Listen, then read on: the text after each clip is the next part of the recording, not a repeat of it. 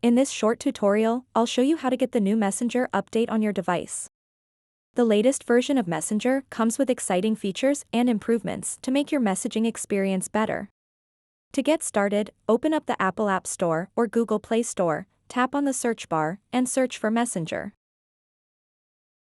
Then tap and select the Messenger app from the search results.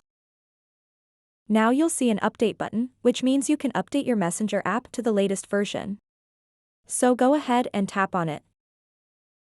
And wait a couple of seconds until the latest version of the app installs on your device. Once the update is installed, open the Messenger app to enjoy all the new features and enhancements. So that wraps up this tutorial. If you have any questions about this whole process, please let me know in the comments section below. And if this video helped you out, please give it a big thumbs up and subscribe to this channel for more tutorial videos like this one. Thank you so much for watching and have a good day.